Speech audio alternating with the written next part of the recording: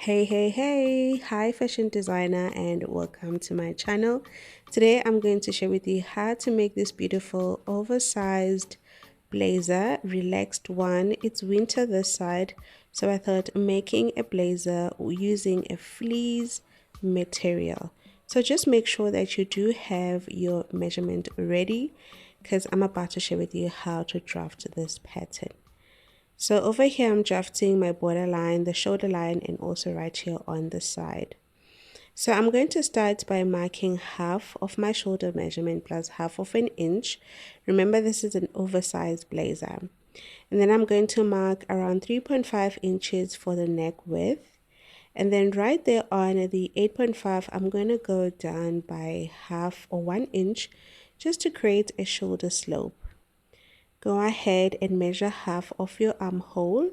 So mine is actually 9 inches because I want it to be loose. So make sure that you do add 1 inch because you just want to wear something under the blazer. Now you want to connect it all the way down to the chest line. So from here, I am going to mark the neck depth for the back, and it's going to be 1 inch. So reconnect it back to the shoulder slope. Now, once you're done, we want to go ahead and just mark the center point of the armhole. So I'm just going to mark the center point here first and then leave it like this. We're going to come back to it a bit later.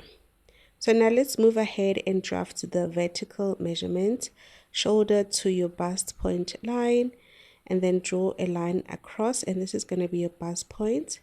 Move ahead and draw shoulder to waist. Mine is 17 inches.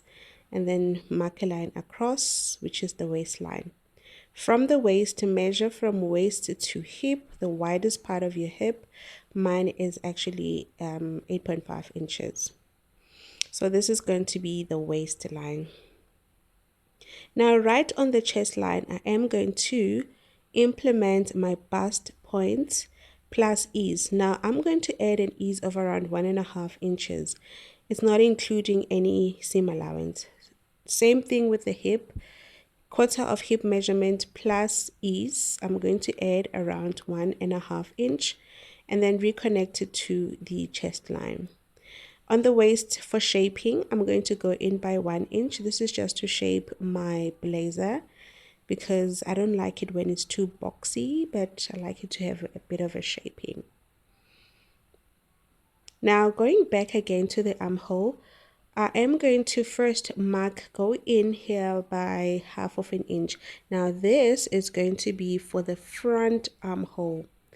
Okay, so next thing is right here on the chest, mark on a 45-degree angle, mark 1 inches. Then reconnect it to the half of an inch that you'd marked on the armhole.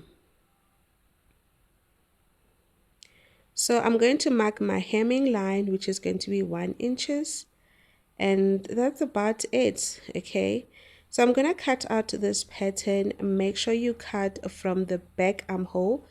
As you can see here on the screen, I'm cutting on the black line first and then cut out the rest of the pattern. Now, once you're done, get a new pattern paper. We're going to go ahead and draft the front. So I'm placing the paper right in the middle, leaving a space on top, including the side. So this pattern is going to be the back. So now we're drafting the front. Remember the front, you're going in by half of an inch, right? Because the front is it goes in compared to the back part of the pattern. Now, once you're done doing that, you want to go ahead and retrace the lines, the chest line and bust point line, and the waistline also. Now, let's move on to the button stand. First thing is I'm going to measure between the bust point line and the waistline.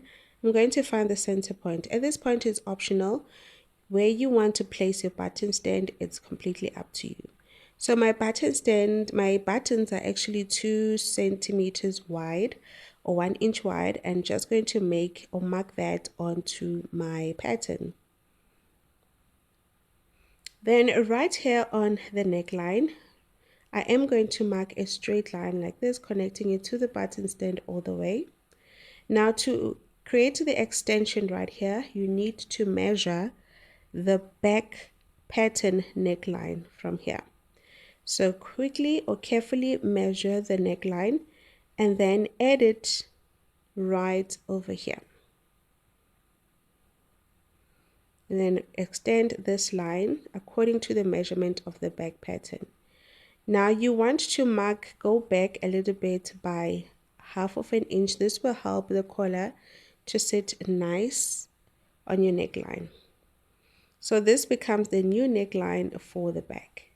Now I'm going to mark a straight line here, and the width of my collar is going to be around 5.5 inches. And then from that 5.5, I'm going to connect it with a curved ruler back to the neckline. So I went up here by 1/2 inch. Okay, this is how it is. Go up by 1/2 inch. And then from then, you're going to reconnect it back to the button stand.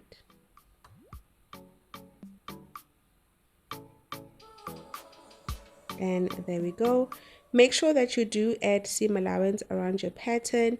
It's very important that you do add that so that you don't make a mistake when you're cutting this pattern on fabric.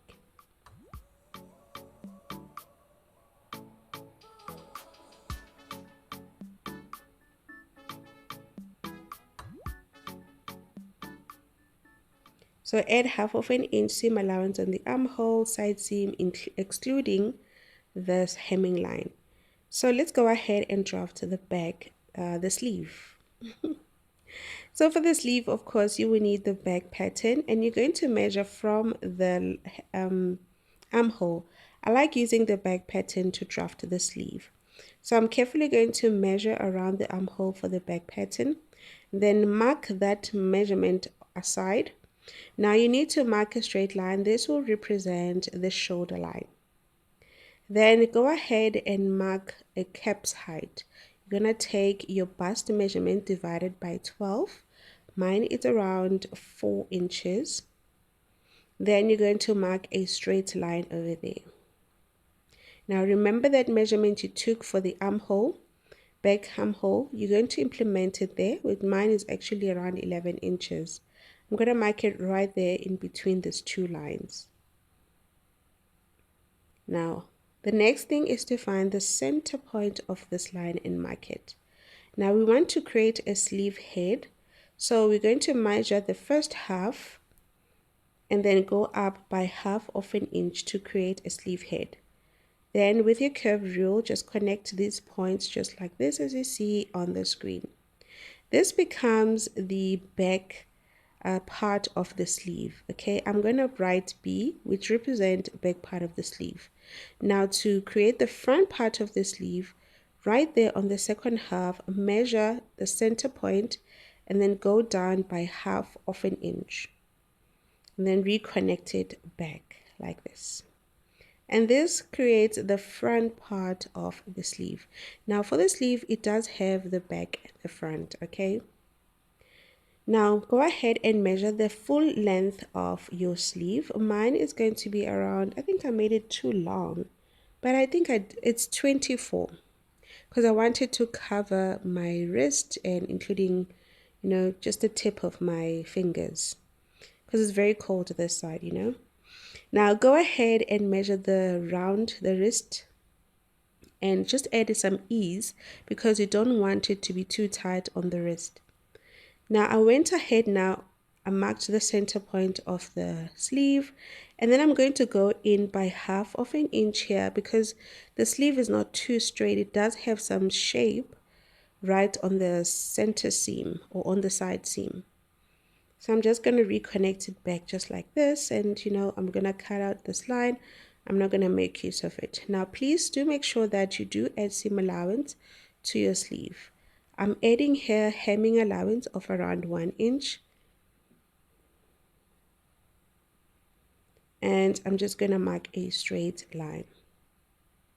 Now take note that I did draft my sleeve on a folded pattern paper. I'm going to take my tracing wheel and trace the front part of the sleeve head, just like this, and the rest of the sleeve. and the hemming line also. And then as you can see, there are dotted lines from the tracing wheel. I'm just going to highlight them with my marker just like this.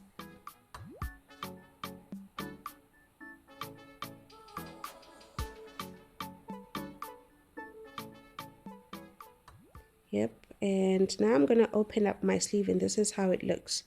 Okay, so go ahead and cut out your pattern.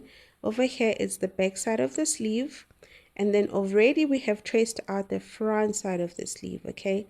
And then you're going to cut out the rest of your sleeve pattern. Just to emphasize, no seam allowance is included. Make sure you add seam allowance all around your sleeve, the sleeve head, except the hemming line. So this is the back side of the sleeve and this is the front side of the sleeve.